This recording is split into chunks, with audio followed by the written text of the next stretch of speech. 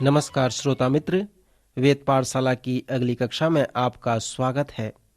यदि आप हमारे इस कक्षा में पहली बार भाग ले रहे हैं तो इस सर्वेक्षण में मैं विशेष रूप से आपका स्वागत करता हूं और यह बताता हूं कि यह अध्ययन हमें पवित्र शास्त्र के सभी पुस्तकों का परिचय देता है।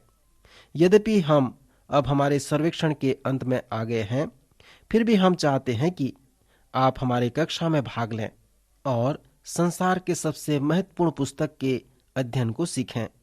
हमारे सर्वेक्षण ने हमें पतरस की पहली पत्री तक ले आया है।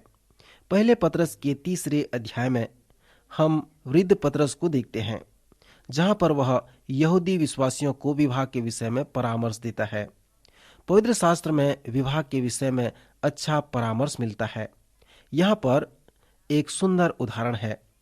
लिखता है, हे पत्नियों, तुम भी अपने पति के अधीन रहो, इसलिए कि यदि इनमें से कोई ऐसे हों जो वचन को न मानते हों, तो भी तुम्हारे भय सहित पवित्र चाल चलन को देखकर बिना वचन के अपनी अपनी पति के चाल चलन के द्वारा खींचे जाएं, और तुम्हारा श्रृंगार दिखावटी न हो, अर्थात बाल गूंथने और सोने के गहने या भांति भांति के कपड़े पहनना, वरन तुम्हारा छिपा हुआ और गुप्त मनुष्यत्व नम्रता और मन की दीनता की अविनाशी सजावट से सुसज्जित रहे, क्योंकि परमेश्वर की दृष्टि में इसका मूल्य बड़ा है।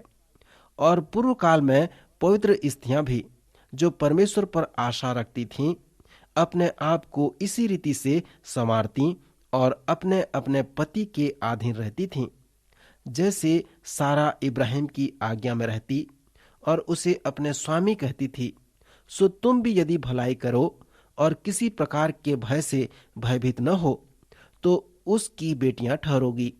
वैसे ही हे पतियों, तुम भी बुद्धिमानी से पत्नियों के साथ जीवन निर्वाह करो और स्त्री को निर्बल पात्र जानकर उसका आदर करो, यह समझकर कि हम दोनों जीवन के वरदान के वारिस हैं, जिससे तुम्हारी प्रार्थनाएं रुक न जाएं। श्रोता मित्र, जैसे हम पतरस की पत्रियों का सर्वेक्षण करते हैं, तो मैं हमेशा आपको सलाह देता हूं कि आप इस बात को स्मरण कर लें कि आप सुन रहे हैं, पढ़ नहीं रहे हैं, सलाह नहीं दे रहे हैं। जैसे पतरस अपने हृदय से पास्तरी परामर्श के विषय में बता रहा है, तो हमें चाहिए कि हम संबंध बनाने वाले धर्म विज्ञान की आस रखें। पतरस हमेशा व्यवहारिक बातों में रुचि रखता है। पतरस रोमी या इब्रानी लोगों का धर्म विद्वान नहीं था, परंतु वह एक पास्टर है। पतरस हमें व्यवहारिक, आध्यात्मिक और परामर्श के संबंध में बताता है। जैसे हम पहले पतरस के तीसरे अध्याय का सर्वेक्षण करते हैं, तो हम विवाह के विषय में अच्छे परामर्श को प्राप्त करते हैं, क्योंकि विवाह कुछ इस प्रकार है कि परमेश्वर इसे एक साथ जोड़ता है। यदि आपका विवाह परमेश्वर की दृष्टि में हुआ है, तो आप कह सकते हैं कि परमेश्वर ने आपको एक साथ जोड़ा है। लेखक कहता है कि केवल परमेश्वर हमें एक साथ जोड़ सकता है। जब एक विवाह परमेश्वर की दृष्टि में होता है, तब उस विवाह का स्रोत परमेश्वर ही होता है। उस विवाह के पीछे परमेश्वर की सामर्थ होती है और उस विवाह के द्वारा परमेश्वर को महिमा मिलती है। क्योंकि परमेश्वर विवाह के विषय में बताता है, तो हमें इसे पवित्र शास्त्र में से जानने की आवश्यकता है। यदि आप ये संदेह करते हैं कि परमेश्वर के मन में जो है उसका आप अनुभव नहीं कर पा रहे हैं, तो आपको इस पत्री में बताए गए विवाह के परामर्श को देखने की आवश्यकता है। जैसे आप तीसरे अध्याय के प्रथम 7 पद को सुनते हैं, तो ध्यान करें कि उसने 6 पद में महिलाओं के लिए कहा है और 1 पद में पुरुषों के लिए कहा है। यद्यपि यहाँ पर पुरुषों के लिए 1 पद कहा गया है, परंतु यह चुनौतीपूर्ण है। पौलुस प्रेरित स्त्री व पुरुष को अपनी पत्नियों में विवाह को इस प्रकार नमूना दिया है, अर्थात मसीह और कलीसिया। पतरस ने अपनी पहली पत्री के दूसरे अध्याय के अंत में उस विवाह के नमूने को बताया है। वह प्रथम सदी की कलीसिया के लोगों को विवाह के विषय में परामर्श देता है और प्रायोगिक रूप से इस 20वीं सदी के लोगों को भी उस नमूने को बताकर चुनौती देता है। पतरस और पौलुस दोनों कहते हैं, हे पत्नियों, क्या तुम मसीह और उसके कलीसिया के नमूने को देखते हो? उस नमूने में तुम कलीसिया हो। फिर पौलुस व पतरस दोनों पतियों से कहते हैं, हे पतियों, क्या तुम उस नमूने को देखते हो? मसीह व कलीसिया को देखते हो? सुविवाह के लिए यही नमूना है और उस नमूने में तुम मसीह हो। फिर पतरस व पौलुस दोनों कहते हैं, हे पत्नियों, जैसे मसीह कलीसिया का सिर है और आप ही देह का उद्धार करता है, उसी प्रकार तुम भी अपने अपने पति के अधीन रहो। फिर उन्होंने पतियों से कहा है कि हे पतियों, जिस प्रकार मसीह कलीसिया के लिए है, उसी प्रकार तुम भी अपने अपने पत्नियों के लिए हो जाओ। अब मैं आपसे पूछता हूं कि कौन अधिक चुनौतीपूर्ण कार्य दे सकता है? पतरस के इस चुनौतीपूर्ण विवाह परामर्श सिद्धांत के लिए मैं उसकी प्रशंसा करता हूं, क्योंकि हम ऐसे पास्टर से सुन रहे हैं जिसके पास अनुभव है। जब पतरस ने पत्नियों के विषय में लिखा, तब वह स्त्रियों के विषय में स्त्रियों को लिखा और पुरुषों के विषय में पुरुषों को लिखा है। एक पास्टर होने के नाते मेरा अनुभव है कि जब कोई पुरुष मुझे अपने विवाह के विषय में बताता है, तो आप क्या विचार करते हैं कि वह किसके विषय में बताएगा? और उसी प्रकार स्त्री के लिए भी है। जब वह अपने विवाह के विषय में बताती है, तो वह किसके विषय में बातें करेगी? एक दिन न्याय के समय आपको उत्तर देना पड़ेगा कि आप कौन हैं। आप अपने स्वयं के लिए जिम्मेदार हैं। यदि आप पत्नी हैं, तो परमेश्वर ने आपके विवाहित साथी के लिए उत्तरदायित्व बनाया है, और यदि आप पुरुष हैं, तो वह आपको अपने विवाहित साथी के लिए उत्तरदायित्व बनाया है। सो इस प्रकार परमेश्वर अपना न्याय करेगा। 3 अध्याय के 1 से 6 पद में पतरस पत्नियों को लिखता है जिनके पास पति हैं जो वचन को नहीं मानते हैं। अर्थात इसका मतलब यह है कि वह एक ऐसे पुरुष से विवाह की है जो अविश्वासी है, परमेश्वर के वचन को नहीं मानता है, या फिर वह एक विश्वासी भी है पर वचन को नहीं मानता है। पतरस व पौलुस के विवाह परामर्श में पत्नियों से कहा गया है कि वे अपने पति के अधीन रहें, और जिस प्रकार कलीसिया मसीह के अधीन है, उसी प्रकार पत्नी अपने पति के अधीन रहे। यह इतना सरल नहीं कि कोई किसी के अधीन रहे। मसीही विवाह में यह एक बड़ी समस्या है। मसीह विवाह में यह समस्या है कि पुरुष जिसके पास अपनी पत्नी और बच्चों को चरवाही करने का उत्तरदायित्व है, उसे वो पूरा नहीं करता। जिस प्रकार मसीह कलीसिया की रखवाली करता है, पति अपनी पत्नी और परिवार की रखवाली नहीं करता और परमेश्वर के द्वारा दिए गए अनुग्रह के उस उत्तरदायित्व को पूरा नहीं करता। जिस प्रकार मसीह ने कलीसिया के लिए अपने आप को दे दिया, उसी प्रकार पुरुष अपने पत्नी व बच्चों से प्रेम नहीं करता, उसके लिए अपने आप को नहीं देता और परमेश्वर द्वारा दिए गए उत्तरदायित्व को पूरा नहीं कर सकता। फिर इस लेखांश में पतरस पत्नियों को लिखता है, मसीही विवाह में समस्या कैसे होता है। पतरस पत्नियों से कहता है कि पतियों के पास समस्या है, पर उनके विषय में वह उन्हें कुछ नहीं कहता, परंतु पत्नियों से कहता है कि हे पत्नियों, यद्यपि तुम्हारा पति वचन को नहीं मानता है, फिर भी तुम आत्मिक बनी रहो। वे तुम्हारे पवित्र चाल चलन को देखकर बिना वचन के अपनी अपनी पत्नी के चाल चलन के द्वारा खींचे जाएं।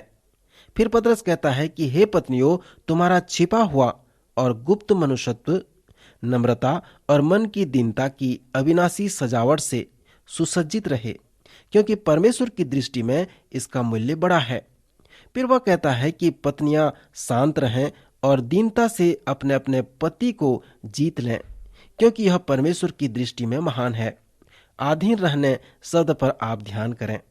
पतरस के पहली पत्री के 2 अध्याय के अंत में पतरस यीशु मसीह के विषय में बताया है, और यशाया उसके 53वें अध्याय के अनुसार उसे दुख सहने वाले दास के जैसा परिचय देता है। क्या आप उस 53वें अध्याय को स्मरण करते हैं? अर्थात हम सब उस भटकी हुई भेड़ों की नाई थे जिन्होंने अपना अपना मार्ग लिया, परंतु परमेश्वर पिता ने हम सबों के पापों को उसके ऊपर डाल दिया। हमारी शांति के लिए उसे ताड़ना मिली, वह हमारे अपराधों के कारण घायल किया गया, ताकि उसके कोड़े खाने से हम लोग चंगे हो जाएं। सो ये सब यीशु मसीह के विषय में जिसे इस पत्री में हम पाते हैं, और पतरस उसे बताता है। और लिखता है कि वह आप ही हमारे पापों को अपनी देह पर लिए हुए क्रूस पर चढ़ गया, जिससे हम पापों के लिए मर करके धार्मिकता के लिए जीवन बिताएं।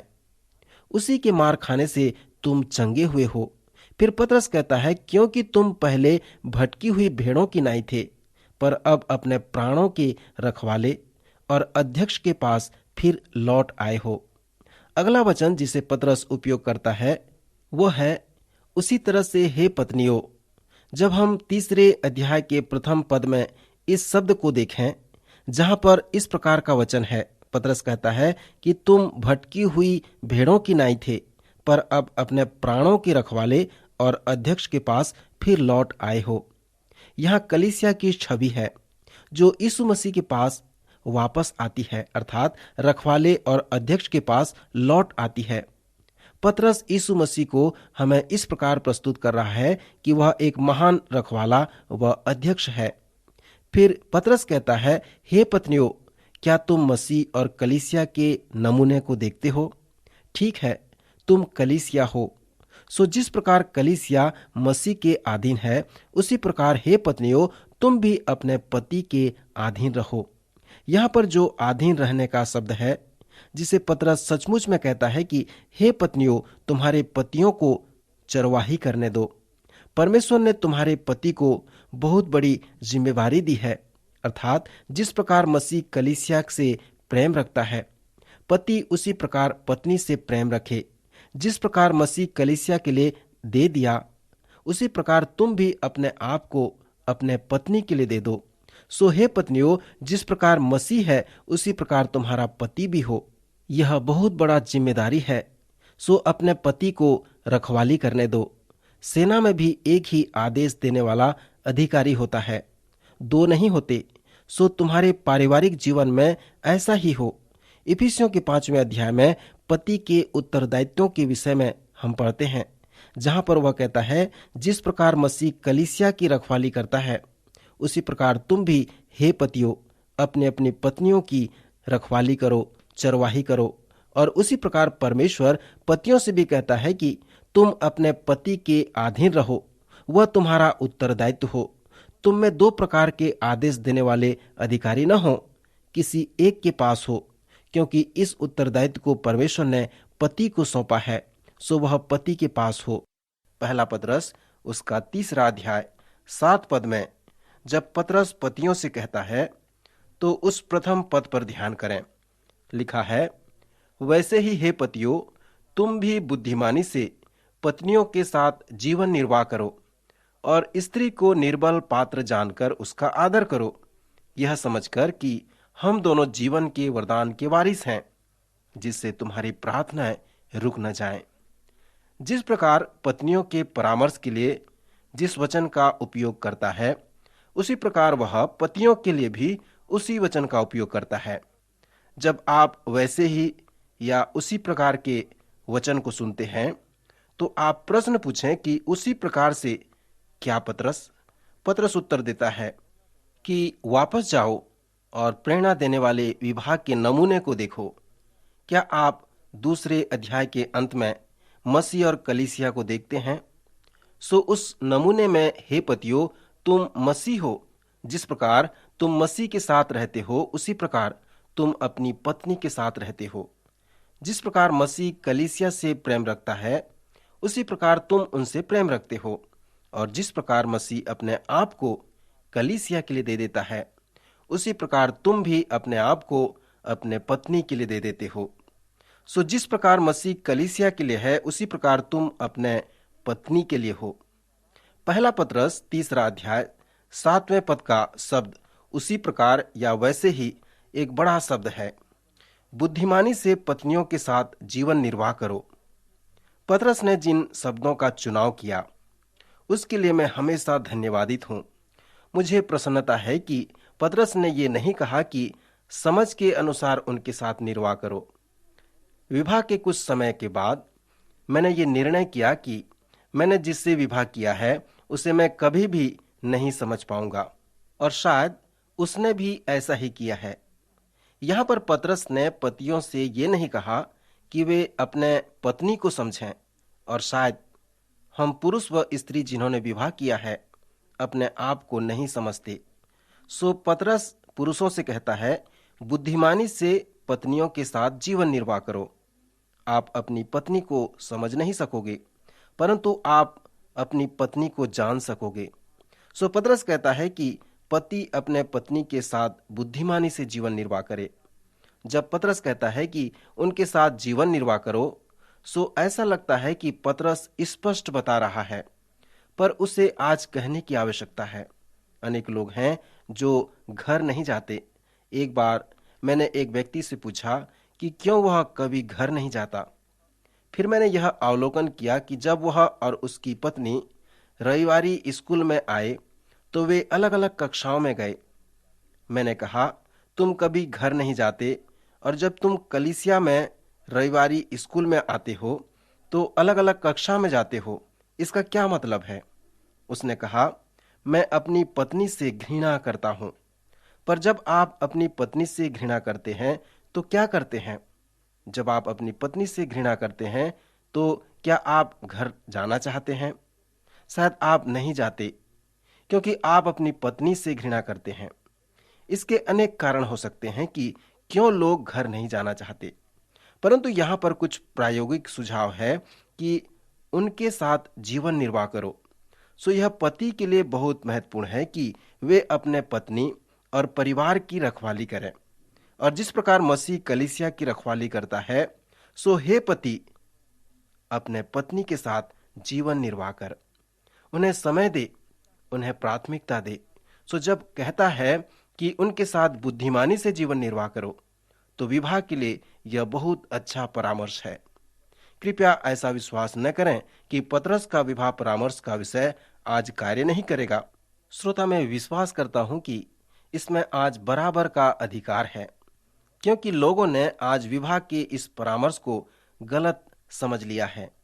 पतरस की पत्री के 3 अध्याय के इस लेखांश को मैंने कई बार स्त्रियों को बताया, पर कुछ कहते हैं, अरे पतरस हमारे पति को नहीं जानता जब उसने इसे लिखा था। मैं विश्वास करता हूं कि पवित्र आत्मा आपसे भी अधिक आपके पति को जानता है। जब पवित्र आत्मा आपसे कहे कि आपको क्या करना है, तो आपको पवित्र आत्मा की माननी है। मैं सोचता हूं आपका पति इसे पसंद करेगा। जब पवित्र आत्मा इस मनुष्य से कहेगा कि उसे अपने पति व बच्चों के लिए क्या करना है, तो मुझ पर विश्वास करें कि उस पुरुष से अधिक परमेश्वर उस स्त्री व बच्चों को जानता है।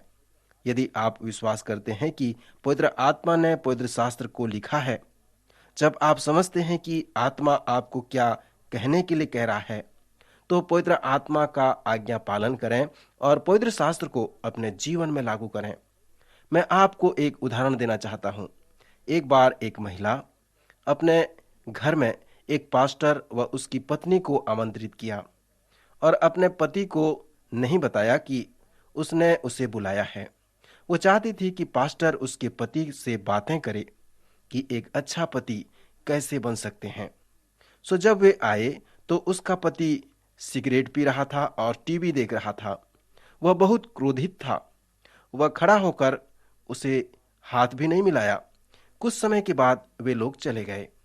दूसरे दिन उस महिला ने पास्टर को फोन से बताया कि वह बहुत दुखित है अपने पति के लिए, जिसने इस प्रकार का व्यवहार किया। पास्टर ने कहा कि तुम्हारा पति तुमसे बहुत प्रेम करता है और शायद इसलिए वो हमसे बातें नहीं किया। फिर उसने उसे उस पद को समझाया, क्योंकि पति वचन को नहीं मानता है।